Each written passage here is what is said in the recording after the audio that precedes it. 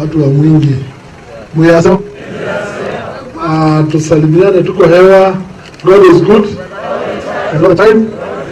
And Waititu mwiasa leta Waititu baba yao, na mimi nimekuwa mjumbe huko Embakasi, na pia before that nilikuwa deputy mayor wa Nairobi, nikawa pia mjumbe Kabete, na nikawa governor huko Kiambu.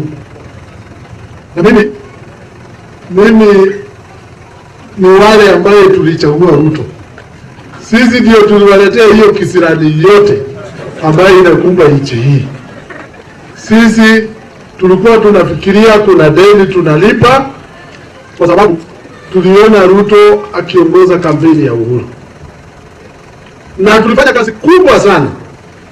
Na maagizo ile ilikuwa imeagizwa wananchi. Kutoka mahustlers wote walikuwa wameambiwa vile watakuwa na pesa kwa mfuko. Mama mboga walikuwa wameambiwa vile watakuwa wakipata mkopo bila kwenda kwa sale. Mkumbuke, watu ya bodaboda walikuwa wameagizwa ati kuanzia serikali ya Ruto ikiingia, hao watapata pesa inamwagika kwa mfuko zao. Mkumbuke sana, mapastors wote na mabishop walifanya kazi kubwa sana, kwa sababu walikuwa naona kama wanaleta Mkristo akuwe rais. Angalia ni tena, mkumbuke hao pia walidanganywa. Saa hii ukiangalia Ruto sasa hapana ongea maneno ya Wakristo, na huwezi muona sasa na Wakristo vile saa yote ulikuwa unamsikia kwa kanisa. Saa hii hapana. Angalia walimu wote walikuwa wamedanganywa na njia kubwa sana. Akasema ati hakutakuwa na mauaji hata moja ya kiolela ya vijana wetu.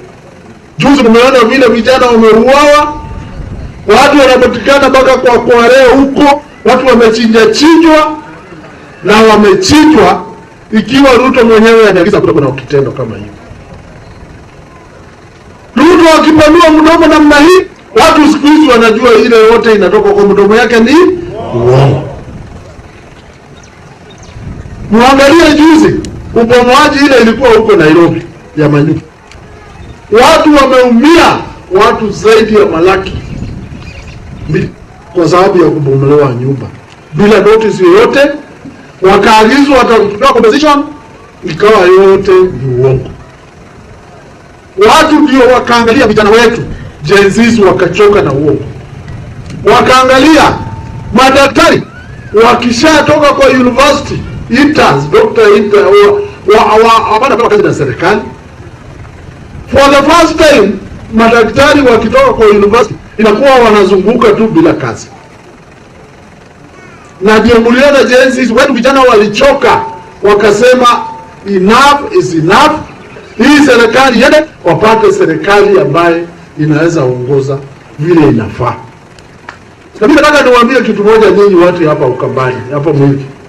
Mkiona tunakuja hapa mpaka saa hii vile kumekuwa na jua kali na sisi tunakuja hapa, ni kwa sababu tunakumbuka ati kulikuwa na serikali moja mzuri sana ilileta maendeleo ikiongozwa na Mheshimiwa Mwai Kibaki na Kalonzo Musyoka huko.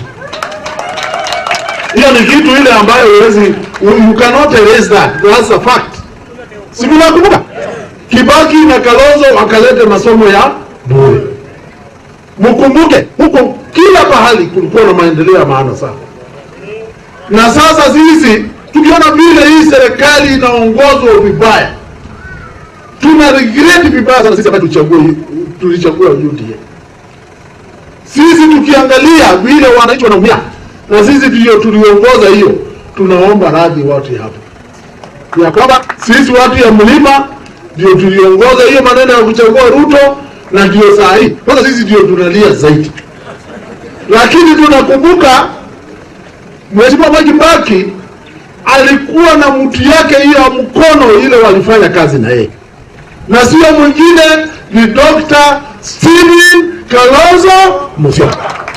Na hakuna mwingine ambaye ana experience akawa minister kama 5 akawa na Kibaki miaka 5 akiwa vice president, na kuna siku moja kulikuwa na msozano.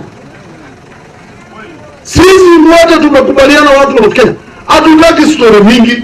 Sisi hatutaki ati tuko na candidate ya rais. Candidate yetu ni Dr. Stephen Kalonzo Musyoka. Na nyinyi watu hapa, unajua nyinyi hamjazoea kuona mtu akiwa rais.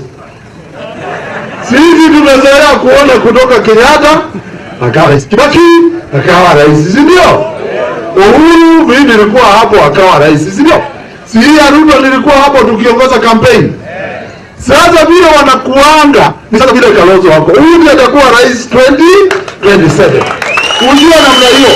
Na mimi nataka mjue kitu moja. Kwa sababu nyinyi mtawahi kuona mtu akiwa rais. Ile maneno ambayo itawakuta hapa hamjui. Watu wa Kenya sisi 100% tuko na Kalonzo. Ile baridi itatoka huko, ile upepo itatoka huko. Kama wewe bwana iko na Kalonzo, wewe lazima uende nyumbani. Hii watu kama Mutuse hao tuliona. Sisi tunajua. Tumeona Mutuse alikuwa anatumiwa ndio haribu jina ya Wakamba. Ndio Wakikuyu waone kumbe Wakamba ndio wanafukuza Gachagua. Lakini sisi tunajua Wakikuyu sio wajinga. Sisi tunajua Mutuse ni wa chama ya Chapchap. Si ni chapa ya Mutua.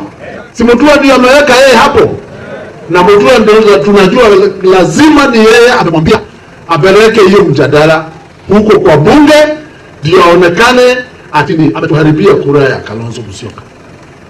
Na mimi nataka kuambia wale ambao hawaamini, ile wewe itakuja hapa itafanyia kila mtu ambaye hayuko na Kalonzo Musyoka. Mjue namna hiyo.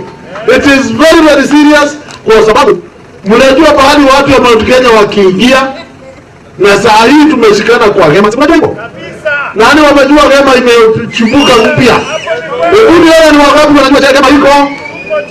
Bas, hema sasa ni ile ya Meru, iko Embu na Akamba. Sisi sasa tuko kitu moja. Na ndio umesikia Kenya amesema hapa sasa hapana, hapa sasa ni Mount Kenya South.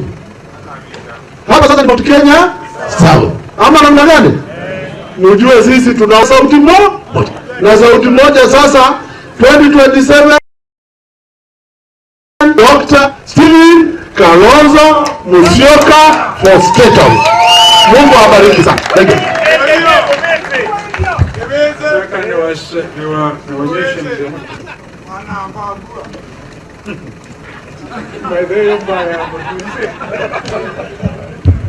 Asante. Kuna mzee mmoja amezunguka na sisi sana kila mahali na achoki, anatoka kwa jamii, ni chairman wa Abagusi Business and Professional Association, anaitwa mzee Nyambane. Ngoja tu asalimie dakika moja, msikie sauti ya Mkisii. Akisii